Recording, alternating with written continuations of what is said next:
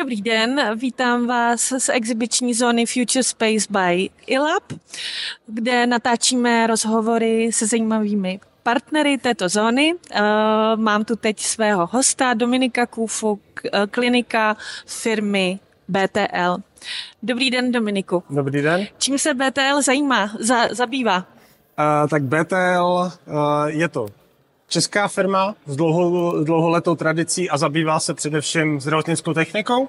Zdravotnickou technikou ať už na poli kardiologie, estetiky, tak především jsme jedna asi z nejsilnějších firm v produkci rehabilitačních technologií.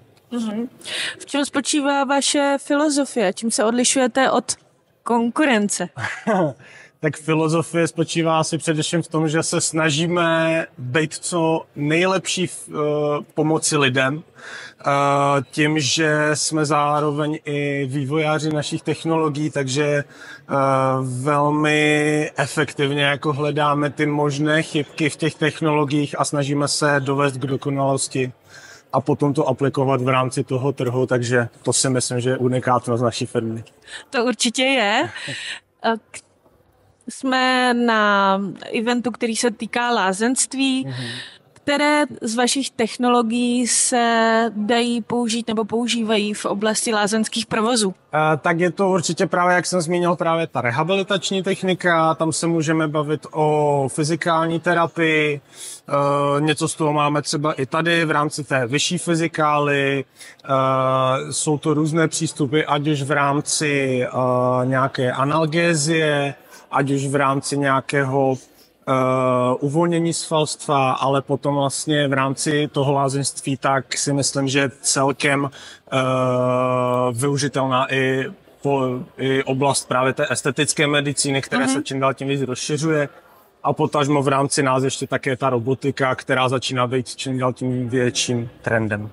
Kdybychom měli jít trochu do hloubky a měl byste jmenovat jaký nejnovější produkt, který je vhodný pro oblast lázeňství, který byste představil? Tak v rámci toho lázeňství tak bychom mohli představit vlastně celý ten 4T až 5T koncept, který je vlastně tady, což je vlastně spojení 4 až 5 technologií, což je laser, výkonný indukční magnet, je to dále rázová vlna a také TR terapie, ta pátá technologie, tak je spinální dekompresor, což je vlastně taková jedna z největších novinek, která vede především k úlově od bolesti u vertebrologických pacientů, anebo se snažíme tímto i nějak jako redukovat možný jako výřez třeba plotínek a podobně, takže v rámci toho lázeňství to má určitě budoucnost. Skvělé. Co vás přivedlo ke spolupráci v rámci této exibiční zóny Future Space by ILAB? No tak určitě asi to, že je ten ILAB jako takový, tak má určitě našlápnuto k tomu být takovým hlavním ukazatelem těch technologií, prostě minimálně takhle jako v České republice, v Evropě možná i také. A my se určitě snažíme být taky prostě na špičce pokroku a technologií, takže vlastně jako je to za nás taková mírná povinnost tady být součástí toho. To se vyloženě nabízí ta spolupráce. My si moc vážíme toho, že jste dorazili, že tady prezentujete svoje produkty a těšíme se na další budoucí příležitosti. Děkujeme moc krát. Já moc děkuju.